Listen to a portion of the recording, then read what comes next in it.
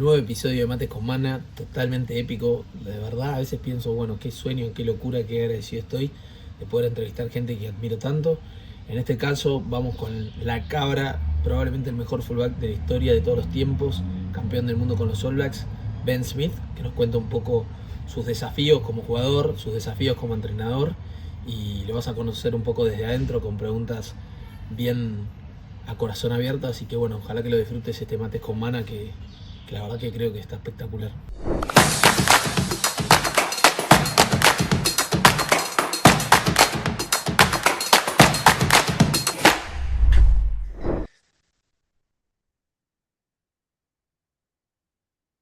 Estamos acá en Mate con Mana esperando que se conecte Ben Smith, estamos con Tito el Bambino, Estamos un poco nerviosos, está un poco nervioso. pero lo vamos a sacar, lo vamos a sacar. Es como para uno que le gusta el fútbol, bueno, a nosotros también nos encanta el fútbol, pero es como que se conecte Di María a tomarse unos mates.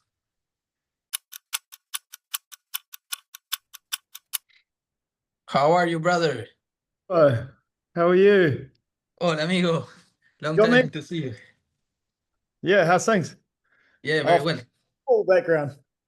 I Aha. like it. What's up? This is Nacho, Ignacio. We call Ignacios, we call them Nacho. Oh, Nacho, yeah. Oh, hey, Nacho, how are you? How's things? How are you? Very good, thank you. Yeah, So Thank you he's for being here with us. It's a no big problem. honor. No worries at all. Too easy. yeah, thank you, brother.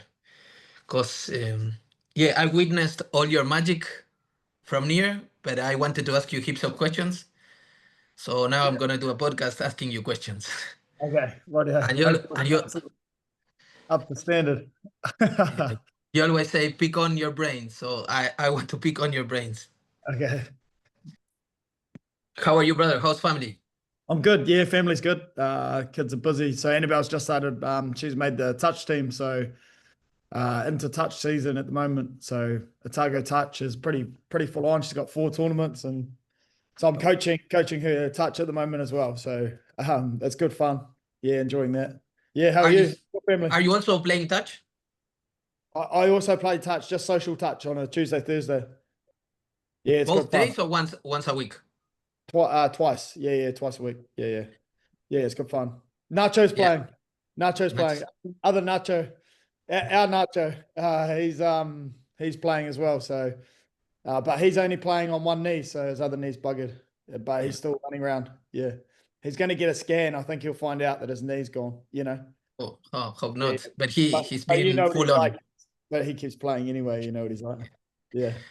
Nacho is Nasimanu, Tito, and like he Yeah. gets on 15 on 15 every time a player is missing. He gets full on, like full contact, and he can still hit some people. Yeah. No, it But doesn't I've matter. seen you also play during the last season, and you also when you get into the field, you can still do some magical things. Oh yeah, I still enjoy running around here and there. So yeah, Yeah. the competitive side's still there. You've always been so competitive. The brain thinks I can do things, but the body probably not so much now. What I've seen you do things anyway. Yeah, so no, I enjoy it. Well, thank you so much for your time. We'll start with a game. Okay, what do you got for me? Like it's called two truths and one lie. So Okay. then you will have to do it so the people can know you. But two truths and one lie about me or about myself, and you will have to understand. You will have to guess which is the lie. I have 3 brothers, and we are all Lucy's, rugby Lucy's. Yep. My club is San Andres, St. Andrews. My rugby club is San Andres, Yep. and I'm pretty good at basketball. Which is the lie? Basketball. I'm gonna say pretty good at basketball.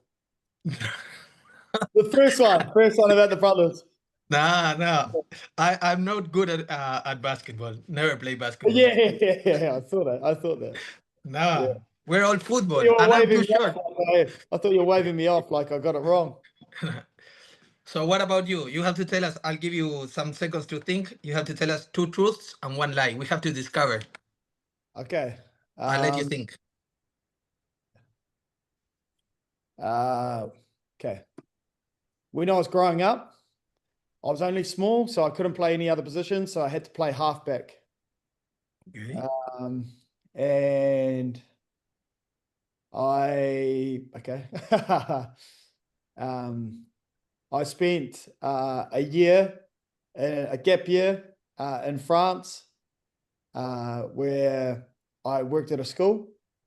And my third one is I've got one brother who lives over in Aussie, and he's a wee bit older than me, but he owns an air conditioning company. Fuck. Because I reckon you've been in France. At least Spain. What is...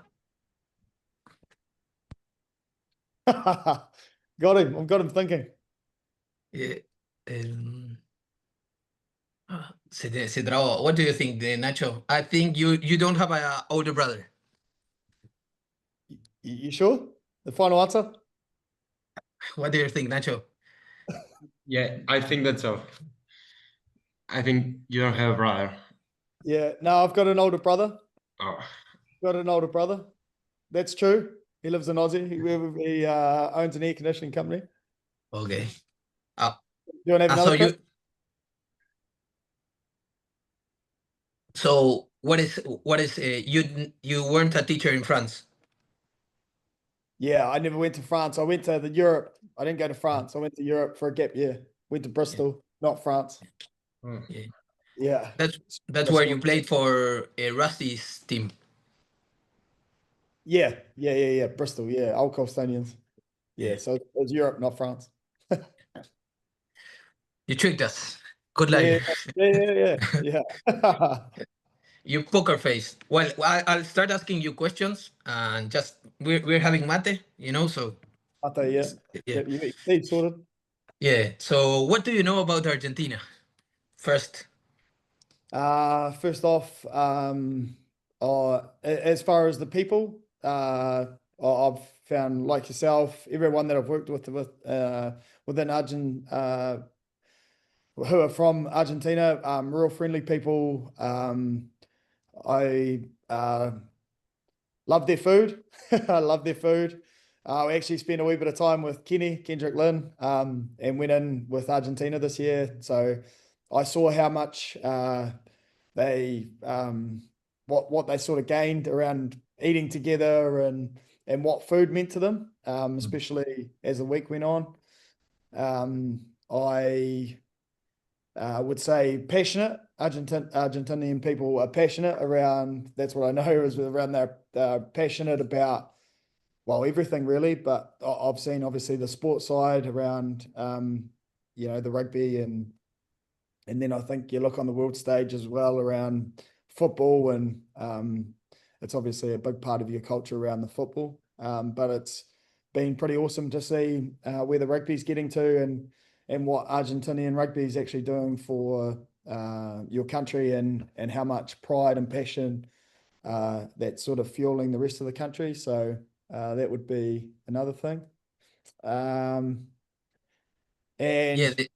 yeah, music was one other thing that I gained out of being in the camp with Argentinian boys for a week, was music is life. So around, whether it was going to the field to train, whether it's in the around the hotel, in meetings, everything revolved around music. And it wasn't just listen to the music, it was sing along, contribute to whatever song was being played. Everyone jumps in, and I thought that was pretty cool around how music sort of fueled everything that they did. So I suppose that's one thing I've learned about you guys, is that you love your music. Yeah, you've seen this movement with the hand, eh?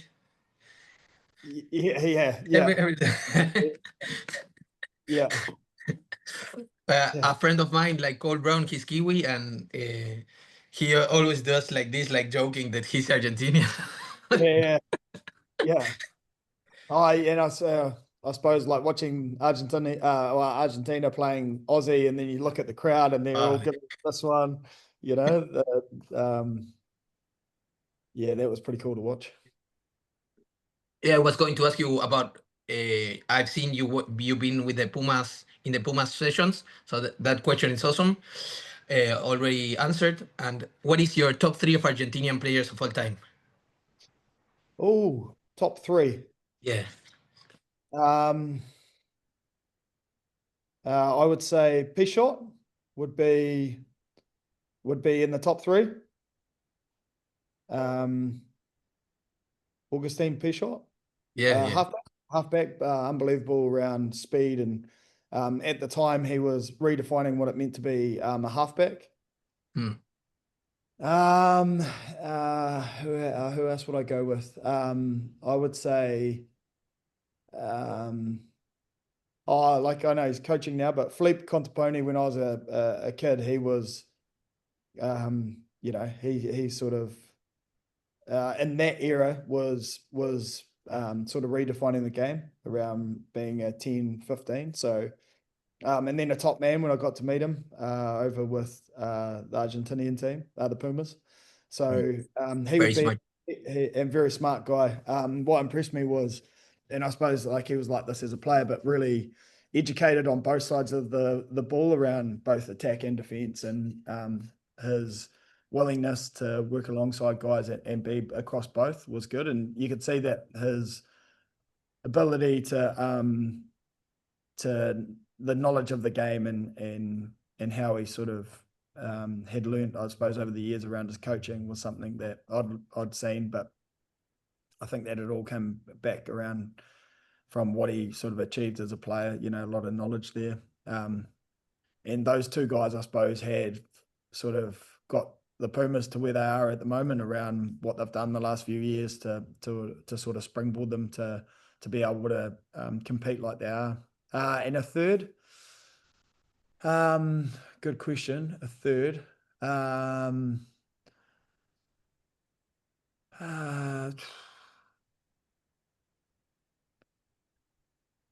I'd actually, I think by the time he finishes, Pablo Montero will be one of the greats that he'll go down around this era, around what he can do. Watched in the weekend, got a line break, chipped it across, and I think it was Carreras that scored in the unbelievable try. But I think, you know, how he's sort of redefining what it means to be a loose forward with all the skills and things like that. I think he's sort of he's probably in that top 3. And and I think the way that he sort of has come across to New Zealand, keen to learn, went over with the Crusaders.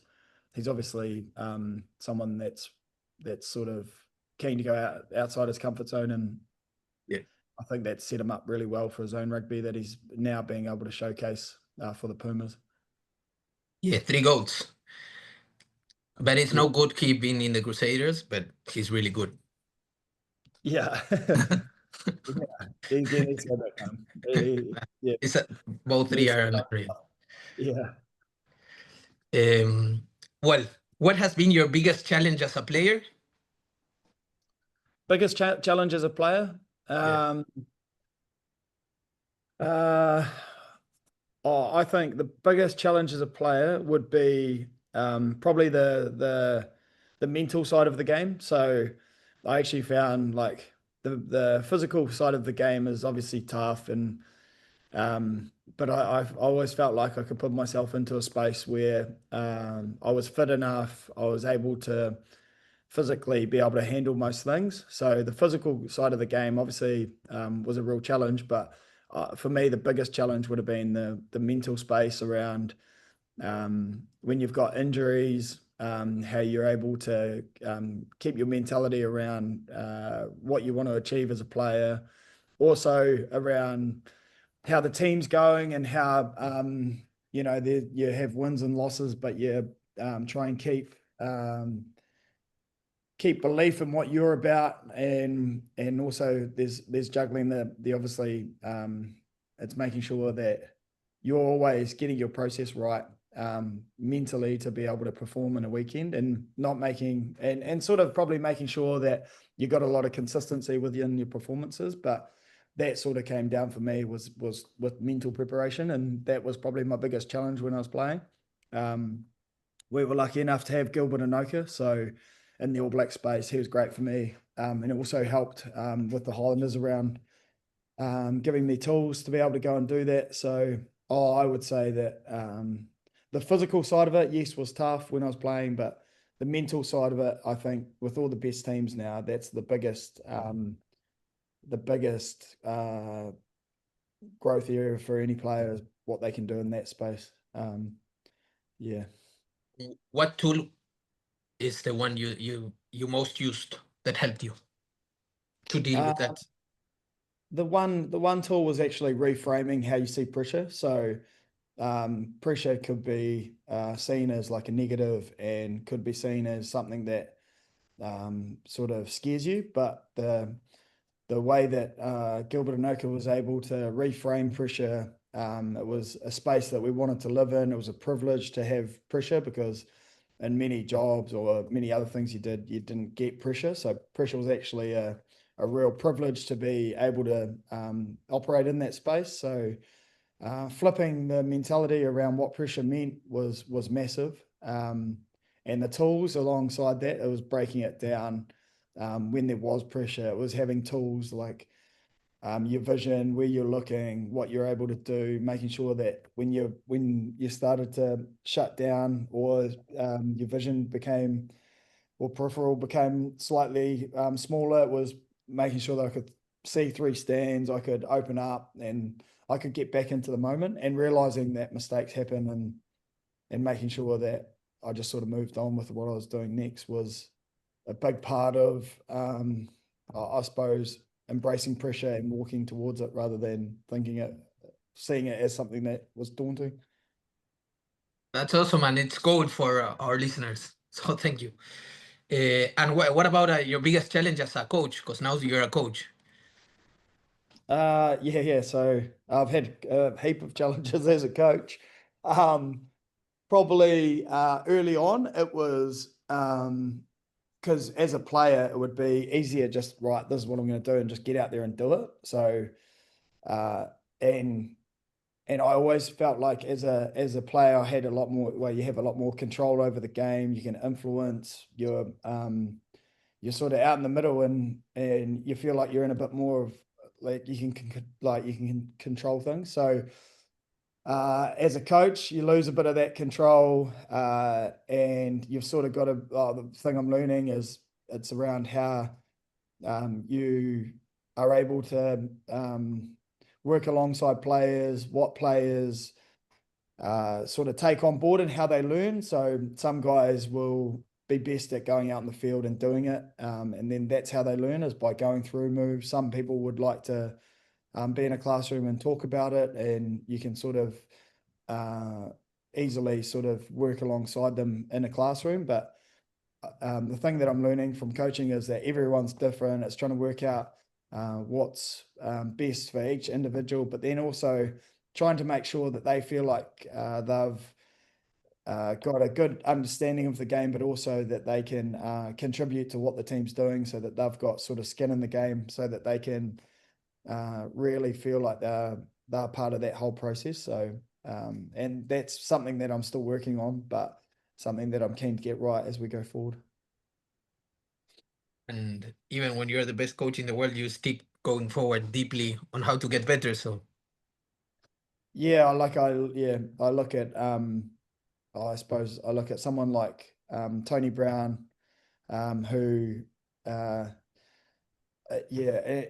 one thing I've sort of learned as well is, like, there's all the skill sets, and you need to coach all that, but one of the biggest things is the mentality, and how you can sort of free players to actually want to show their skills, and want to be able to showcase what they can do on the biggest stage, and back them in those moments. Sometimes that can be just as important as their actual skill set, as being able to give them the mentality that they're free to be able to want to play.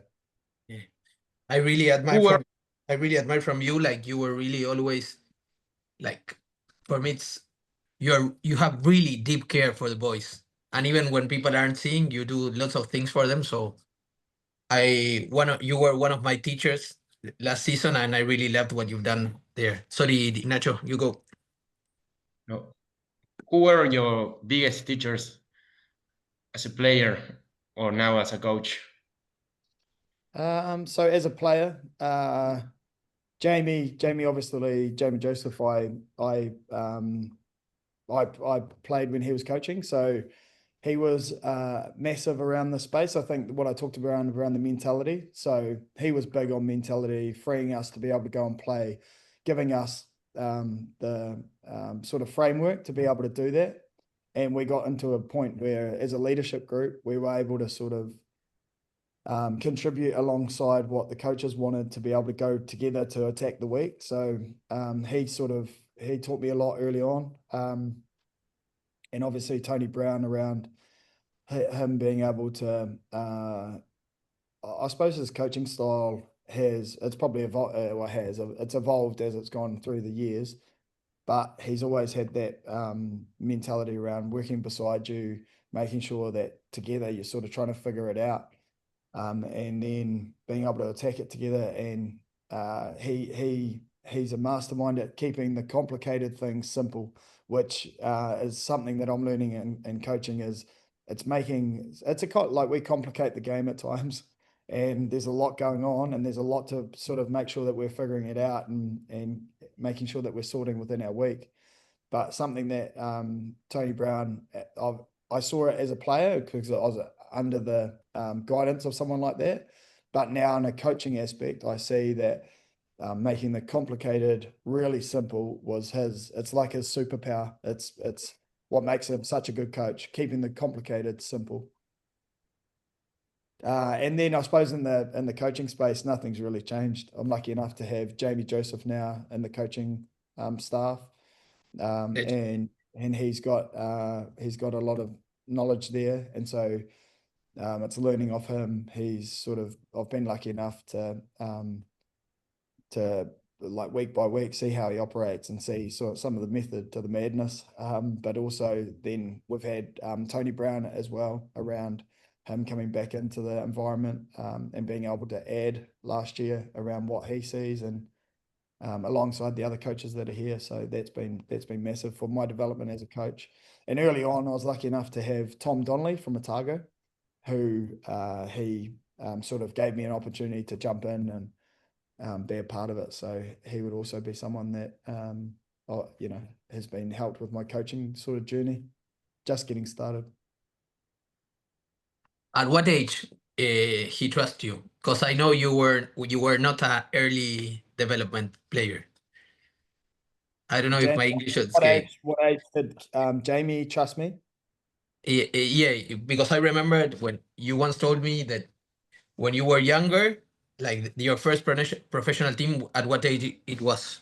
Like your first rep team? Yeah, I was like 20. Yeah. So at what age did he trust me? Well, I think a lot of the trust came through from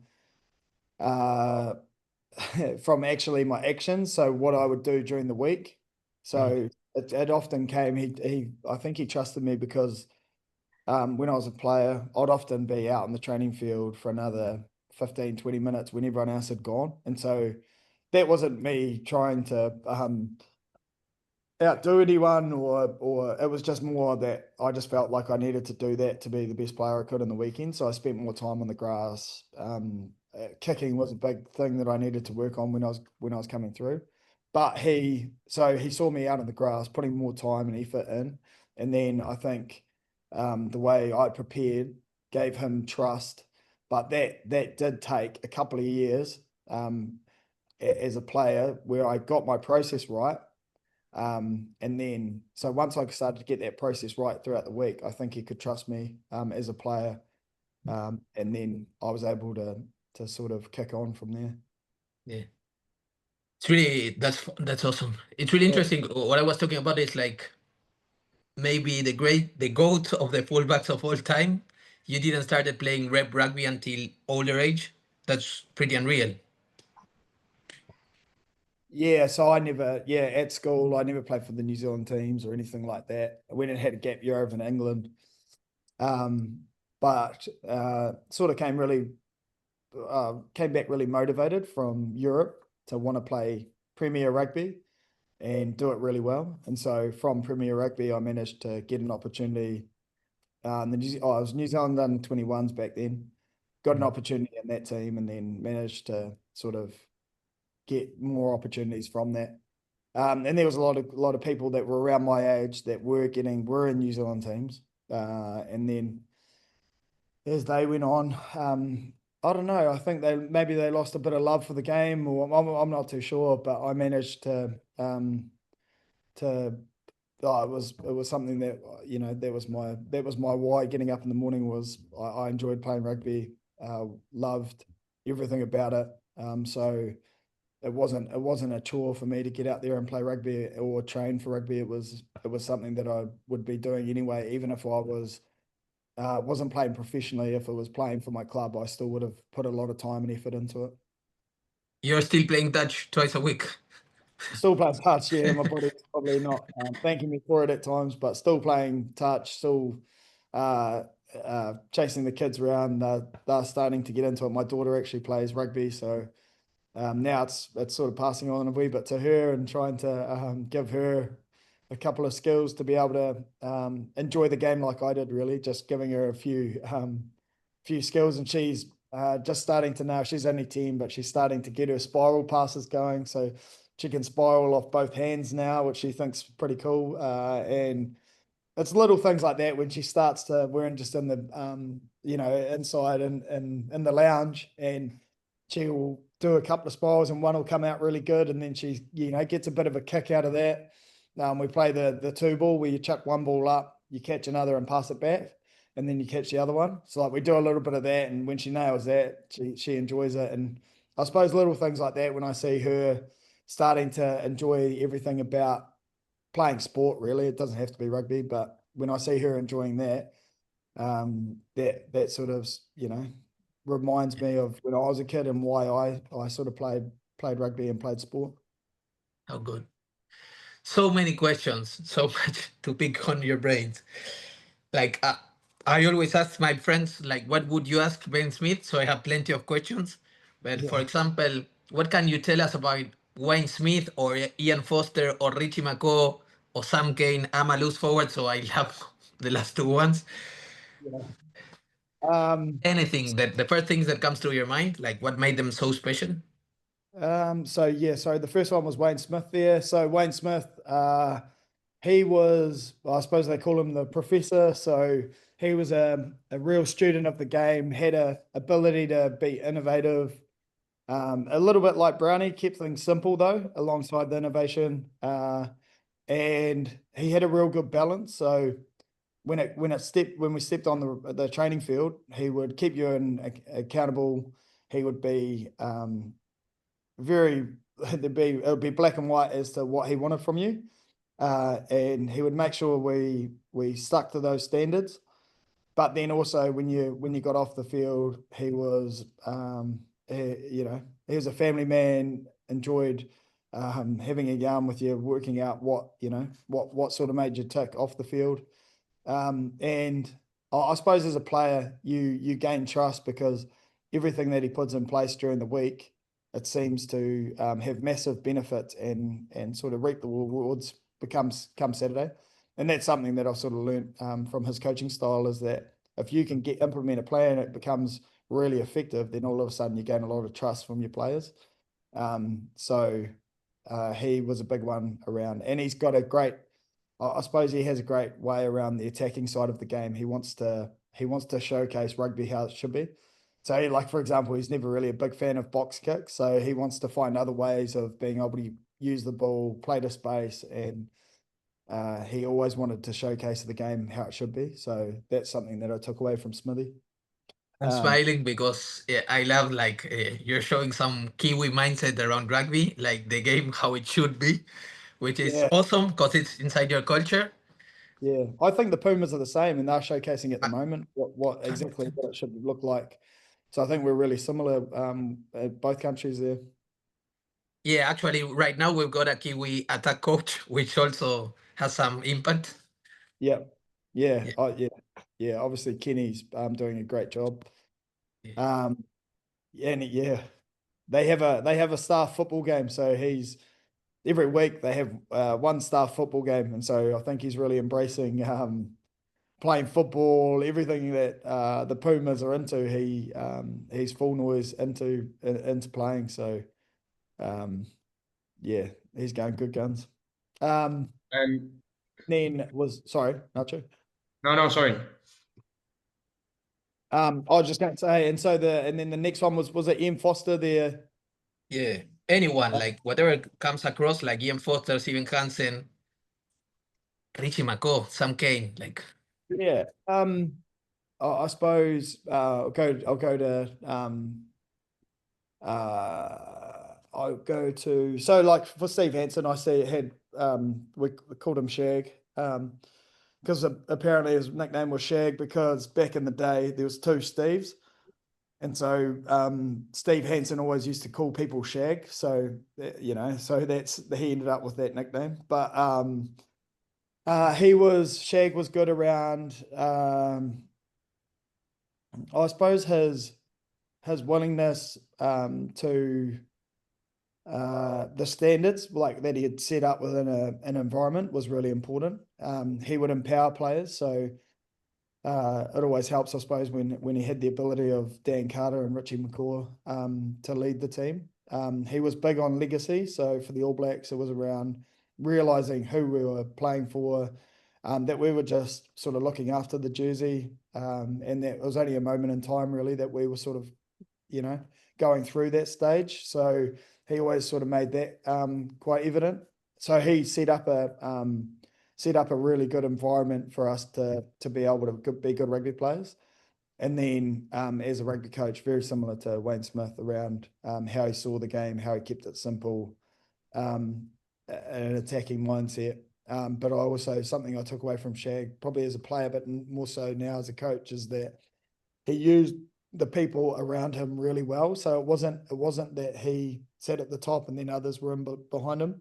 He sort of worked alongside Wayne Smiths, Ian Fosters.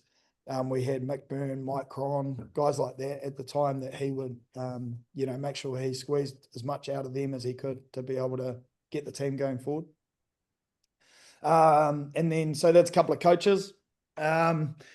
And then I suppose like Richie McCaw, I remember, when I first got picked in the All Blacks, I sort of came out of nowhere. So I wasn't sort of supposed to be there. So it was a bit of a shock when I was down here just playing for Otago, and then I went on the India tour, and all of a sudden I was in the room with the likes of Richie, Dan, Kevin Mialamu, Conrad Smith, Marnonu, all these kind of players that at that stage I played quite a few tests.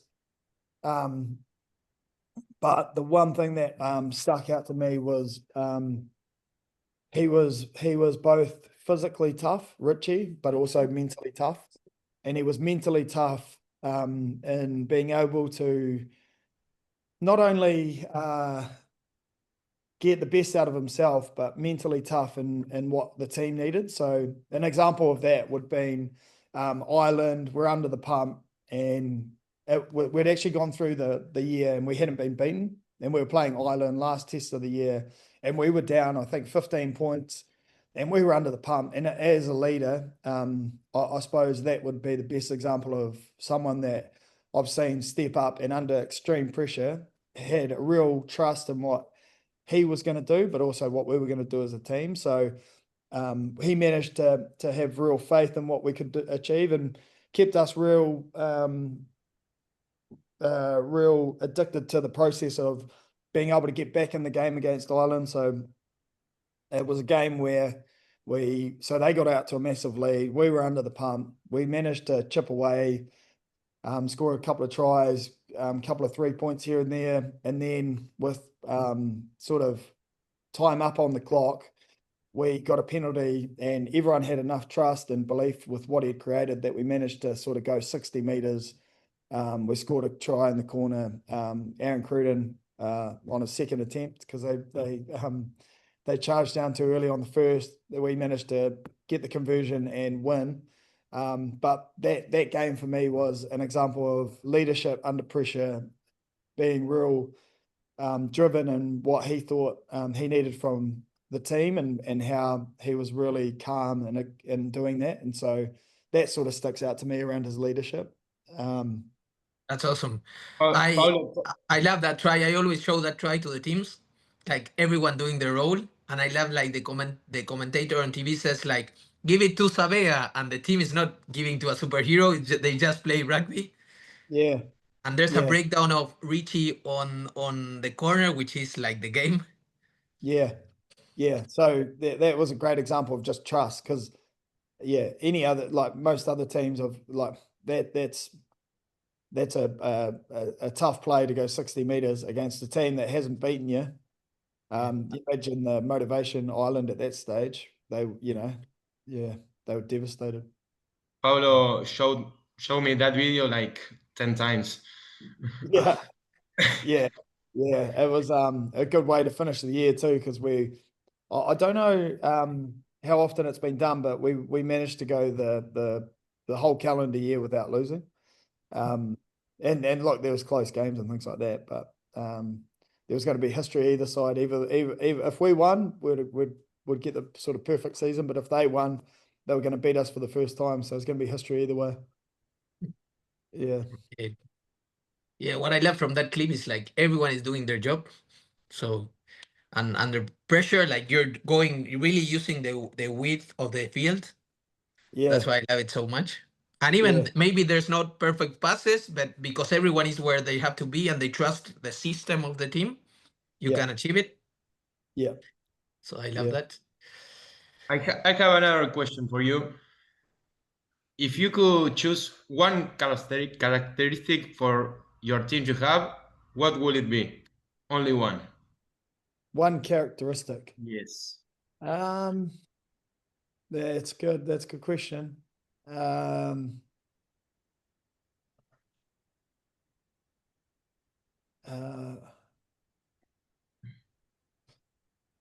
would say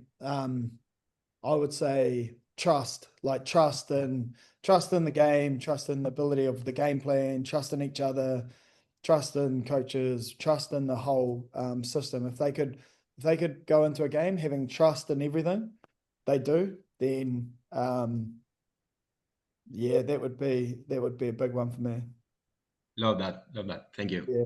Between trust and belief, I was sort of torn. Trust and belief. Thank you. What has been the best interaction with a teammate or as a coach, you being player or you as a coach, like great conversation or something that really impacted you? Best example. Yeah, good question. Because there's always little things that you'll remember forever, you know? Someone who backed you or whatever. Yeah. Yeah. I actually it was only it was when I was first making the All Blacks. It was actually I played in 2009 and then I got left on the outer, and then in 2013 I was starting to be able to play test matches again. And before I went into we played France. We played 3 games against France in June. And it was Steve Hansen brought me into his room alongside the other coaches, and they had 3 bits of paper up on the wall, and they had on each piece of paper who was going to be playing. Because at that time, I really needed reassurance that I was good enough to play Test rugby. So I'd sort of played a little bit in 2009, 2012. I was a reserve really. I came on. Conrad Smith would play about 60 minutes, and I'd come on and sort of finish games either at centre or wing. And then 2013, I think they saw the potential in me to be able to play more rugby. But they put 3 bits of paper up, and then on the bits of paper, Steve Hansen had my name on all 3 tests that we're about to play during that month, and he said, "Oh, this is where we're going in June, and this is where we see you. As we see you starting in test 1, test 2, and test 3. We reckon you're the winger that we need around these test matches." And I suppose at that time, that was one of the conversations I really needed to have, was someone that backed me to be able to play test rugby. And he said that you're going to play this test, and this test, and it was 3 tests in a row. And at that stage, I wasn't the starting winger. But from there, I went on, I played those 3 tests, managed to play a big part of them, which I was grateful for. But I think that mainly came down to Steve Hansen backing me, that I was good enough to go and play all those 3 tests. And from there, I managed to sort of stay. That was the same season that we beat Ireland, and I managed to sort of have a bit of a breakthrough year around my rugby. So that was something that set up my international sort of career. But it was a conversation with him and the other coaches being brought into that room around the trust that they gave me to do it. Powerful, very powerful. Yeah. And obviously ballsy, ballsy to say, look, we see you starting in all these 3 tests, because what the All Black jersey's like. There's no guarantees and anything can happen. So I suppose that was just them giving me confidence in what I can do and where they saw me. Huge. And it also has an impact when you see, it's like the image, it's strong, eh? Yeah, it's strong. Like they had mapped out what those 3 tests looked like, and obviously the planning that went into it was massive. Have you ever felt rugby-wise low? Like not at your prime? And how did you dealt with that? Yes, yeah. Because you're famous also because of your consistency. Yeah. So near the back end of my career, I had a hamstring injury, which gave me massive it gave me massive stress and sort of made it tough, because as far as running and being able to sprint, I wasn't at 100. So it took me a while to get back to 100. So I got a wee bit down, and I got back playing test match rugby, but I wasn't, the consistency of my performances wasn't there. And so at that time I went through a few struggles. I still managed to make the World Cup in 2019. My body started to come right, but by that stage, as it happens, the All Blacks had sort of given Sever Reece and George Bridge had they'd sort of blazed their own trail, and they were starting to play those test matches, and Bodie was preferred at the fullback. So that was a bit of a period of time where I battled around just making sure. I suppose when you get into those moments, you think that rugby is your whole personality and your whole identity. And so for me, it was actually being able to put rugby to the side, and it was still working out who I was as a person, and that I had family. I still had Katie and my kids and motivation outside of rugby, and it was getting a bit of perspective, which I couldn't get at the time. I sort of would go out of the house thinking, everyone's sort of looking at me, judging me on, that the fact that I wasn't playing my best rugby at that point. And so I found that really hard to actually put rugby to the side, and sort of like rugby was what I did, but it wasn't who I was, if that makes sense. So that was a big part of sort of trying to sort of split those 2 up. But I suppose family was the only thing that would sort of, I was lucky enough to lean back on to when I was going through a few tough times. Thank you for sharing that. It's really deep, and probably will help lots of people. And I think, like, naturally, sorry, I just put my charger on. Naturally, there is always going to be setbacks. It's going to be hard to go a career of playing whatever sport you are without having setbacks. Like, I don't know too many that haven't had setbacks along the way. So it's acknowledging that it's all pretty normal stuff. Yeah. And doing some research before catching up with you today, despite I already know you, amigo. I think I read something like Steve Hansen saying like he regretted you didn't start on 2019. Yeah.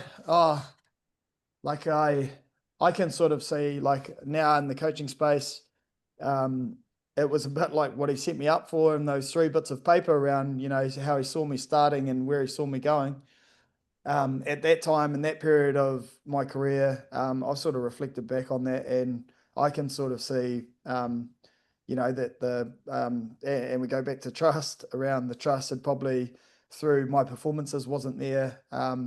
And I don't really hold any hard feelings. That's rugby, and that's all part of the game. So I can sort of see where he's coming from as a coaching, well, in a coaching aspect. Yeah, I can see all your accountability. And when I read that, I said like, how great is this coach that like if he acknowledges also what he sees he may have done better, could done better. Just Yeah, like he's one of the great coaches, and yeah, one thing I probably learned out of that campaign in 2019 is also it's making sure that because we went and had a great win against Ireland in the quarterfinal. But in rugby, every week's different. And then we went and played England. It was a different match where their motivation and their hunger was different to ours. And, you know, I was running the waters that day, but I could see that their motivation and hunger to win was different to ours. So it's making sure that every week, especially when you get into big tournaments like that, you need to make sure, and I know Steve's come out and said this, but it's making sure that you keep yourself accountable to what you believe in, but also not getting comfortable and making sure that the team's hungry every week. yeah. Then England had the same problem when they had to face South Africa after beating the All Blacks. It's difficult to keep like your energy up. Up and down and up and down, and it's managing those sort of weeks is a tough thing to do, and that's why winning the World Cup is so hard. You've got to play 3 great games in a row to be able to win it. Well, we know that time is valuable and you've got plenty to do. So, couple of last questions. What favorite song of Ben Smith? Favorite song? Yeah, I think I know it. Cherry Bomb. Have you heard Cherry Bomb? Maybe you put it because I remember you always used that song for the videos. Is that one? Oh, the Put a Little South on You. That one.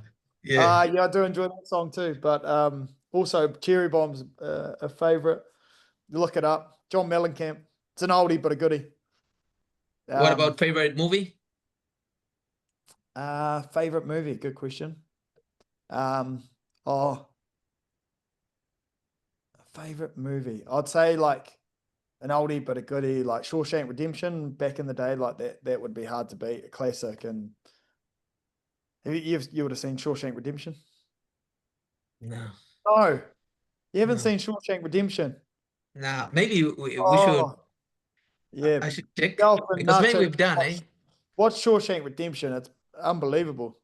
It's like it's Nacho's favorite movie is Dumb and Dumber. Dumb and Dumber. I'll watch it. Yeah, it's good. Yeah. And The Notebook. He loves it. Oh, The Notebook. Yeah. Ah, we're joking. Right, romance. Bit of romance. What's and to finish, what do you know to say in Spanish? Any Spanish you know? Hola. I actually learned a little bit, and I've forgotten it already when I was over with the Pumas. Hola. How do you say good morning? I learned that when I was over there, and I've forgotten. Buen día. Bon dia. Bon Sí. dia. Bon dia. Bon dia. So I did have that to say in the morning, and no, I need to learn a wee bit more. Get to know your language a bit better. Well, mate, thank you so much for your time. It's really appreciated. Really, we're very, very grateful. Thanks, guys. Thank and you hopefully, very much. yeah, I'll no stop worries. recording. Something to take out of there.